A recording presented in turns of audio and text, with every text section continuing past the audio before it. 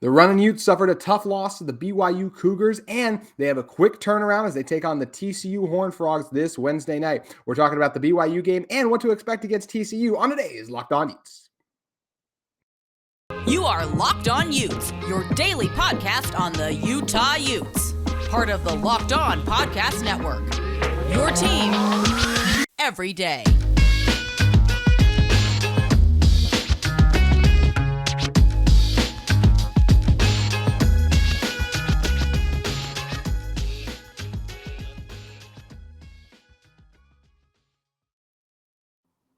Hello, everyone, and thank you for making Locked On Utes your first listen every single day. We are available on all platforms, including YouTube. Appreciate all of you who continue to subscribe, support the show. Would love to interact with you guys in the comment section, as well as on social media. You can follow me at JT Wistrcill or our channel at Locked On Utes and hit us up with any questions you might have for the show on there. Thank you again for making Locked On Utes your first listen every single day. As today's show, we're going to be breaking down some Utah basketball, and we have Ethan Pearce of the Daily Utah Chronicle joining us. And Ethan, people are getting really excited about Utah basketball. You get the big win against Arizona, and then you get a tough loss at BYU. Now, BYU is still, look, it's been a tough start to the year for BYU, but it's still a rivalry game whenever you play teams like this. I remember a couple years ago back in the Huntsman Center, I believe it was 2019, BYU basketball was in a much better place than Utah basketball was, but Utah basketball at home, their best crowd of the season that year too, found a way to get a win off huge performances from Timmy Allen and Rylan Jones. So these things happen. I'm still feeling good and optimistic about Utah basketball, but look, obviously it's never good when you lose to your rival, especially in a game where it felt like all the momentum was trending towards Utah, and then BYU was able to steal one.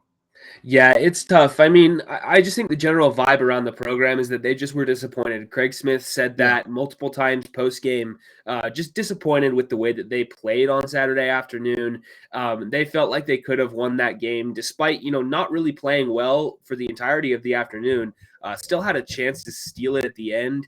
But just overall a tough loss for Utah, for a team that has been trending up and had some high expectations for the next couple of weeks. And it does suck too, because if you look at what they did against BYU starters, obviously you hold them. Look, some of them had some good games, but no one really went off, goes for over 20. And then you get a guy in Rudy Williams who comes in and he drops 26 on you. And it felt like that was really the difference in this game too. Sure, there were a couple of other little things, but anytime you get a guy who can come in and give you a performance like that too, where no one in that game really was playing amazingly for either side. It felt like it was going to be just those gritty games you got to gut out. And then really felt like Rudy's performance in a lot of ways was the difference in this one, as it was a narrow victory. I mean, only by 9. Yeah, definitely. I mean, Rudy Williams absolutely killed Utah. He came in off the bench, shot 9 for 13, scored 26 points. The dude was just killing it all night long. He had a number of big buckets at key points in the game when his team really needed them. And, you mentioned it. That is the difference. I mean, the next highest scorer in the game was Brandon Carlson for Utah with 18. So Rudy Williams just outplayed everybody. And ultimately, that probably was what won the game for the Cougars. And Utah may have that happen for them one time this year, where a bench player outperforms everyone. We saw Lazar Stefanovic not long ago against Jacksonville State have a career high game in that one, shot it excellent from the outside. And look, maybe that'll happen again this season. But outside of Stefanovic, this is where it gets a little tough for this Utah team, because okay, who on the bench do you really trust? You guys know, if you listen to the show, how much I love Gabe Akita, but he's still only a freshman, so he's going to have some games where things might not exactly be clicking there. Same thing with Will Exact too. Mike Saunders has been up and down to start the season too. So when it comes to the bench battle, I mean, unless Stefanovic has a really good game, bench points are going to be in the other team's favor a lot this season, and that's something that might really hurt the Utes in Pac-12 play. Yeah, Utah, they tightened up the rotation for this game too. I mean, Stefanovic played 32 minutes off the bench. Yeah. He's the only other guy, the starters plus Stefanovic, the only guys over 10 minutes for the game. Utah only played really 2 other guys. Boston Holt got 7 minutes, Gabe Akita with 9. But Exact and Eli Ballstat 2 and 1 minutes respectively. Yeah. So they really tightened this up. Mike Saunders did not play. And that was a big shocker. That was unexpected. And the reporters, we asked Craig Smith about that after the game, and he gave a very quick answer. We just played the guys we felt gave us the best chance to win the game. So that's all he said. Not sure what that means for Mike Saunders, how he's looking in practice, stuff going on off the court, but not ideal to not see him in uniform. It felt like last year some things kind of went awry with this team when guys like Dave Jenkins were logging DNPs. And that changed once you got in the middle of the season kind of. But ever since those DNPs, just things didn't click the same. Look at a guy like Booth Gotch getting moved to the bench. He never recovered from that too. And Mike was a guy that I was really excited to be a big part of this team. I said I thought he'd be the starting point guard. That's obviously not the case. And all the credit in the world to Raleigh Worcester. He's been incredible.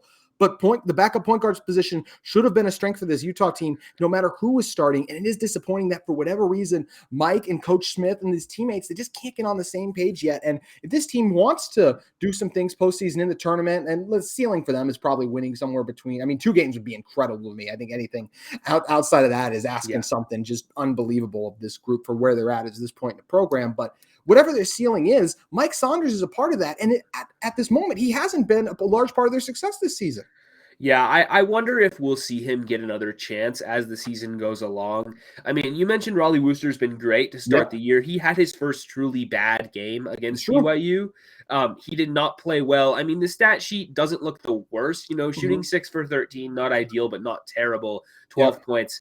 But at the arena, the crowd was really getting into his head. They were chanting air ball every single time he touched the ball. He had a couple of bad misses in the second half down the stretch of the game. Looked like they were really getting to him, and he had a truly rough night. So we'll see if that can maybe spurn, not necessarily a change in the starting lineup, but maybe just a couple more minutes for Saunders off the bench in relief of Worcester. We'll see how Craig Smith kind of likes to play with it. He's been known to kind of yank players in and out of the rotation. He did it last year, as you mentioned, with Booth Gotch and with David Jenkins. So I think Mike Saunders should get a chance to play, within a couple of weeks here. And if he plays well, he can recover some of that status. Yep, 100%. And we just talked about it. The bench thing is kind of one of my biggest concerns with this group, this team right now, the way they've played, the way they feel. Do you feel like this game exposed any other big weaknesses or issues that you're kind of looking at as the season could go on that could just be not an aberration and a continued thing for this Utah team they have to deal with? Yeah, I just think that they need some more consistent scoring outside their big time players, right? Brandon Carlson is going to get his points. But for a guy like Gabe Madsen, he has really high highs when he's shooting well, when he's playing well. He's a really key piece for this team. But he also had a rough game against BYU. He fouled out late in that one. He was dealing with foul trouble for most of the second half. Shot 3 for 9, didn't look for defense. I'm going to need some more contribution from a guy like Madsen. I thought Marco Anthony didn't play well. He kind of needs to step up a little bit more on offense and use that physicality he has to get to the free throw line and make his free throws a little bit more often. So I just think outside of Carlson, you're going to need a little bit more consistent offensive production from the rest of the guys. And, it's just sometimes tough to get everybody on the same page and playing well at the same time. It is one of the challenges. It's something that it's the nice thing about the course of a season is you have a lot of time to do that, but we're almost halfway through Utah's season at this point in terms of, hey, November, December checked off.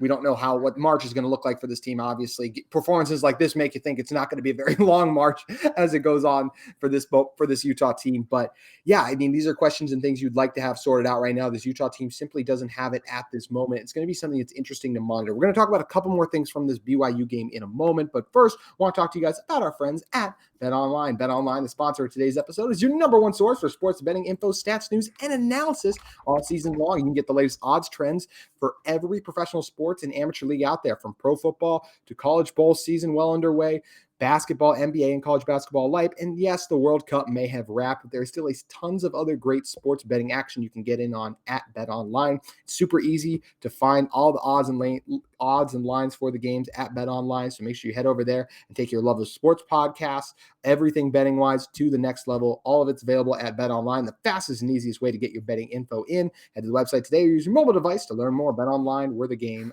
starts. So Ethan, coming back in, talking about this game, and another thing that's concerning about this Utah team is in some of these tight games, because you look at this game late, it's still within reach when you get in those positions late. It feels like this Utah team's going to have trouble in clutch situations this season because they don't have the guy I'm like, you know what? I want the ball in his hands and I trust him to go in and get a tough bucket. I don't feel that way. Maybe Raleigh Worcester has it work in one game. It's like, all right, Raleigh, you can shoot it. Maybe it's Gabe Madsen. But look, teams know that Gabe's the best shooter on this team. It's not very hard to figure that out. So they're going to be alert for him running around a billion different screens, trying to get open, trying to come off those curls quickly. I like Marco sometimes in the paint. It's always been hard to go to a big man late in games because it's so easy to double and take him out. And yes, Carlson's a good free throw shooter, so I feel good about him in that regard. But It's tough, Ethan. I really feel like in close games this season, I think this team's probably going to have a losing record in these close games because they don't have the guy who's like, oh, the game's tight, he's going to go get us a bucket. Yeah, you're right about that. I mean, they don't have a dude who can really break somebody down in isolation and get a tough bucket with the game on the line. I mean, Carlson's their best player, and he can score in isolation. You can get him the ball on the block, and he can have some nice moves down there, but it's not really going to be super consistent having him try to do that every time the game's on the line. Utah really wants to move the ball around and find an open shot. But just they have too many inconsistent shooters to really feel like that's going to be a good recipe for them. And then the other thing that I thought really killed them in this close game scenario was the offensive rebounding, allowing the offensive rebounding to BYU, because there was a stretch, they cut the lead all the way down to 3. They were down like 12 or 14 coming down the stretch, came all the way back, cut it down to 3. And then BYU misses a 3-pointer, grabs the offensive rebound, kicks it back out, another 3 to push it back to 6, and that was probably the dagger. So that's the other thing that's really tough for Utah. Carlson's a great player, but he's skinny and he gets boxed out pretty easily, especially against a tough, front line like BYU has with Fousseyni Traore. They have big forwards and centers. It's kind of tough to box out against teams like that. You mentioned the offensive rebounds. When you look at the stats, it's one of those things. It's only 9-7, right? But it's all about when those happens in those moments. Got to have those rebounds. That's something Utah is going to struggle. I think Marco Anthony is a phenomenal rebounder. He's only 6'5", so as strong as he is, just going to tumble to get in there and mix it up in those positions. And another thing I'll throw in there is the turnovers too. I mean, you look at points off turnover. Utah had 12. They gave up 21 points off their turnovers, and the turnover numbers are even. It's 14 for Utah, 13 for BYU. So that's something too in those transition defenses. You can't give those away as well. And it's just one of those things where even though Raleigh Wistrcill is playing well, it's not like he is one of the top point guards in the country, for example. And that's something that is just something this team is going to have to deal with in this way. There are not a ton of great players on this team. You mentioned Brandon Carlson. He's the one that you really like. And there's a lot of other players that I think teams would really like and love to have, but on the best teams in college basketball, a lot of these guys probably are more role players, and they have to step outside of their roles. I think that's the big thing for all this team. Brandon Carlson has to take a lot more shots than he probably would with some of the other teams because Utah doesn't have those scorers on the outside. So it really does just feel like it's a lot of things that this Utah team has to overcome, Ethan, on the season. And it's going to be interesting to see if they can do it on a consistent basis and not just one night against Arizona. Yeah, I mean, part of their success this year is that a lot of guys, they've been able to play together as a team, keep the ball moving, find good, consistent shots. And that was a recipe for success against Arizona. They were really able to find good shots and make them in order to stay in front enough where they didn't have to be put into a clutch situation late in the game, right? They were up by 15, 20 points heading down the stretch. So, Utah really wants to play fast, and they want to make their jump shots, make their 3-pointers, not have to worry too much about trying to break people down in isolation and try to, find a tough bucket when you really need to. They just want to keep the ball moving, find those open looks and, hopefully get off to a fast start, get out ahead so they don't have to worry about, really needing to get those tough buckets with the game on the line. It's interesting. So many of the shooting stats were so similar in this game. But you look at some of those hustle stats. We mentioned the turnovers, the transition points, the offensive rebounds. We talked about a little bit, but how about second chance points? Second chance points were 14-6 in this one. Yeah. So just absolutely bonkers numbers for this Utah team. And you mentioned you talked to Coach Smith. You guys got to after the game. You could see the way the team like that. Do you feel like this is a game for the team? Like, do you have faith in their ability to turn around quickly against TCU? Or do you feel like this team is going to need that Christmas time off a little bit till they're getting right in the headspace kind of and ready to lock back in and do some things, because it was a very tough loss, as you alluded to. Yeah, it's interesting. I'm not sure how they're going to look against TCU on Wednesday because, this is a tough loss. I mean, Craig Smith said after the game, they're not going to shy away from this. Despite where BYU as a program is at right now, they've been disappointing so far this season. Yeah. This is still a big game. It's a rivalry game. Rivalry games are weird. They're strange. Weird things happen. And it means a lot to both programs. And so for Utah to have been favored going into a road game at BYU and then to come out with a performance like this, it's certainly frustrating. Now, do they have the mettle? Do they have the will to kind of overcome that immediately and start playing better basketball, learning from this experience, and really fix some things going into, a better opponent against TCU? TCU is a really good team. They're ranked number 20 in the country right now, top 25 ranked team. Yep. And technically it's at a neutral site. This is basically going to be a home game for Utah. But yeah, Vivint. Vivint Arena. So, it just kind of throws everything off a little bit, maybe not playing at home, but not at home. You know what I mean? Yeah. So it's just kind of a weird scenario right before the holidays as well. I think we're going to see what this Utah team is made of. I really have no clue how they're going to look. I think it's going to be a toss-up. I think the last thing before we dive into the TCU game fully is we've raised a lot of concerns with this team. I think when looking to solutions, I think we'll start with the bench thing. I think a couple of these guys, being the Mike Saunders, being the Cabas, being the Will Execs, I do think they need a little bit more time. And this is the hard part is, do you give them enough time and then they make those mistakes? So you yank them quickly because you want to get your best players on the floor, but then you're not really developing them. And those kind of extra minutes and those moments can really help you out late in the season, especially if you have injuries potentially. I think personally, the way to fix the depth, I think that's the issue I'll focus on trying to fix, is giving some of these guys more minutes, giving them some of these opportunities to try and do things, because I think it's, yes, you want your best guys out there when you get in the conference tournament play, but I think it helps to be able to have really reliable guys you can turn to on the bench and get them more of that experience. And outside of Kiba and Stefanovic, I don't really feel like those guys have gotten that. But for you, what issue do you think, what is a fix this Utah team needs to make, and how can they go about making it? Yeah, I mean, that's tough. I think I would agree with you in trying to get some of the younger guys some more minutes. Keba Keita has shown flashes every single time he stepped on the court. And, it's interesting with Carlson being your best player and Keba playing the role of backup center. There's only so minutes available for him, but they did deploy the two big lineup against BYU just for a couple of minutes. And Craig Smith has talked about that. He talked about that all last season. They didn't really get a chance to use it very much just due to injuries and circumstances. But this year, Keba and Carlson are both healthy right now, and I'd like to see them get a chance to play together because, shuffling that lineup around, that can really throw some teams off of their game. And Keita is just a guy that I love. I think he's going to be really, really good, and you got to get him as many chances as possible. So I'd throw Keita out there more. Yep, it's going to be interesting to see if they decide to do it against TCU, because that's the game we're going to be talking about right after we give you guys a quick message from our friends at the National Highway Traffic Safety Association. Did you know that driving under the influence of marijuana is illegal? That's right. Driving high could get you a DUI. And if you're wondering if law enforcement can tell when you're driving high, well, everyone else in your life can. Your friends can tell, your coworkers can tell, even your parents can tell. So what makes you think law enforcement can't tell?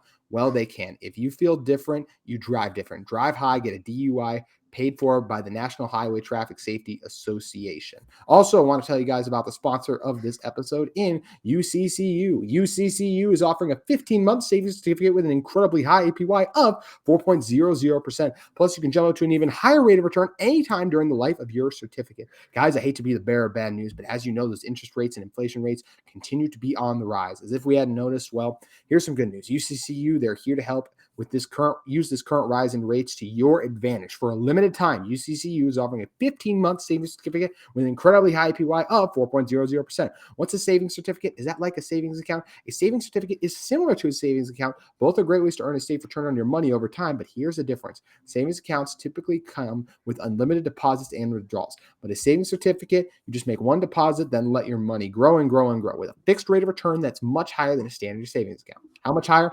Let's just say a lot higher. So make sure you guys visit a UCCU branch or visit uccu.com to learn more today, where they have a variety of terms and options to match your specific needs. UCCU, love where you bank.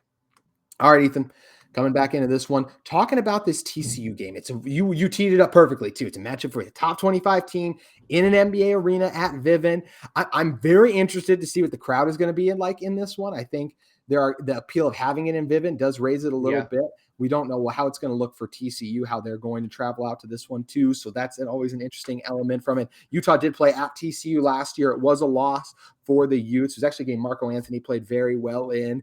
And coming up into this one, what's something you want to see out of this team? Because I think for me, what I want to see is I want to see another competitive game. I don't think it's a bad loss if you lose to a top 25 team, because I don't feel like this Utah team, I know KenPom, they were trending towards top 40. I don't feel like they're there yet. I feel like they're somewhere between that 40 to 60 range, probably more fairly. So I don't think it's a bad loss if you do fall to the Horned Frogs, but I want to see a better shooting performance performance, I think, from the outside would be very welcome. I definitely want to see them cut down on these turnovers. And one thing I would love is to see Brandon Carlson have a really standout performance on an NBA floor. Look, we don't know what Brandon Carlson's future holds. I would be surprised if he doesn't try to go to the NBA after this year. And I think it's a great opportunity against a really good team on an NBA floor to try to show what he's got. So I think it's going to be a really fun game as long as the Utes can keep it close, because a loss is not the end of the world to TCU, even though you obviously want to avoid going 0-2 heading into the break.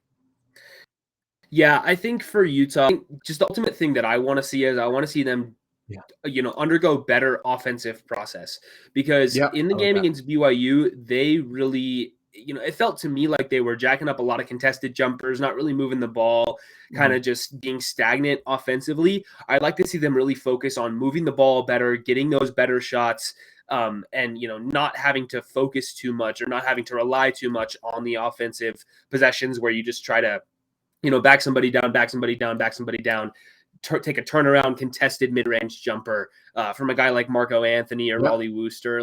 Those just aren't good shots. So I'd like to see them, focus on getting more quality offensive possessions.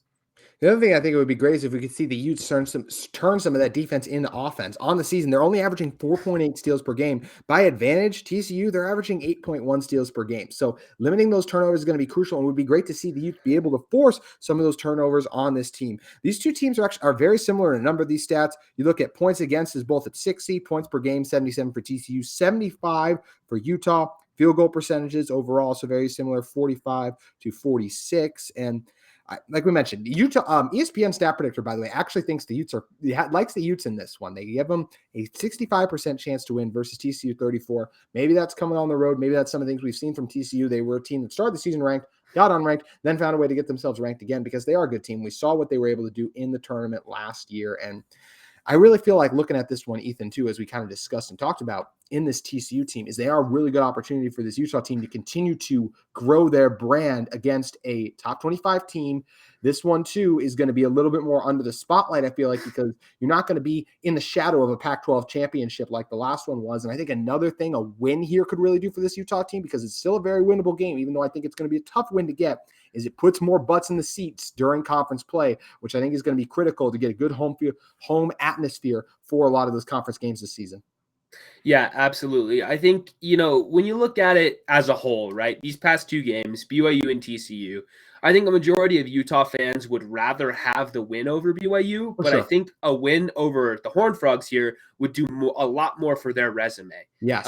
This is the one that, March Madness is going to care more about. This is the one that the national rankings people are going to care more about. National media. So, you go 1-1 in these two games, they can really salvage this past week for Utah basketball. If they can pull this one off, I think it would really go a long way, like you said, towards getting more people in the Huntsman Center, because we've heard a lot of talk about people, Utah fans who are wanting to see more fan support at home for Utah. Yep. And we consistently hear, we just want them to win. As long as the team's winning, people are going to show up.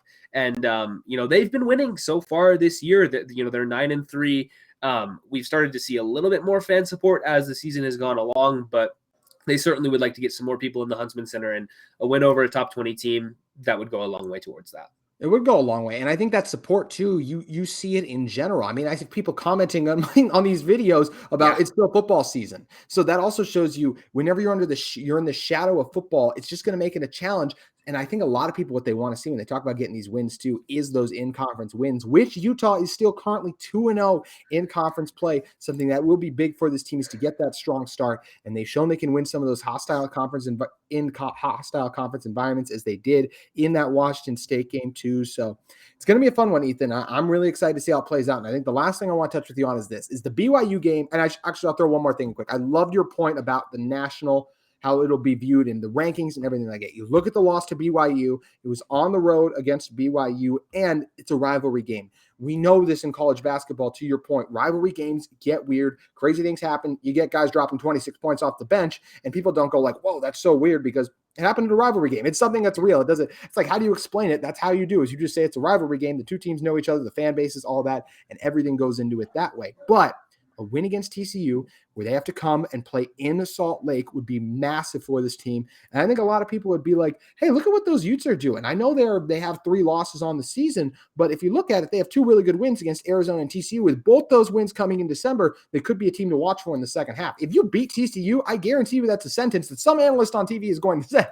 Absolutely.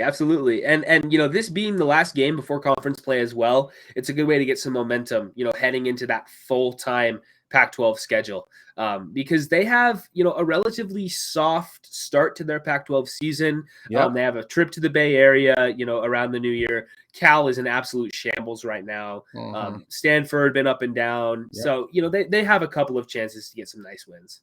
They do have a couple of chances. And I think regardless of the BYU game, this is what I wanted to close on. And regardless of the TCU game, I'll add, I still feel like where I'm looking at for this team, I think the big step for this team that I would love to see them make by the time the season ends is in kind of that ceiling area is I would love to see them get at least 1 win in the conference tournament. I think that would show a big sign of improvement. They're already closing in on matching last season's win total, and I don't think they're going to have a winless month this season. They already have more talent than that. You mentioned programs like Cal are in, and I think a lot of people were saying that about Utah last year, and it shows you the job that Craig Smith has done bringing in some of the young talent and getting a lot of these players to come back in. I mean, how quickly do we see Marco Anthony come back to this team? I think that's something that he does deserve a lot of credit for in this one. So I really do feel like the ceiling for this Utah team, I'll say, is 2 wins in the conference tournament. I think 1 is something I would really like to see just as the natural evolution. But even if they lose to TCU, unless it's a blowout and a really bad look, I don't think it changes. That's still kind of what I'm expecting them to be around, is a 1-win conference tournament team. Maybe even 2 wins I think would be fantastic. How do you kind of view them with these games coming up and no matter how they play out?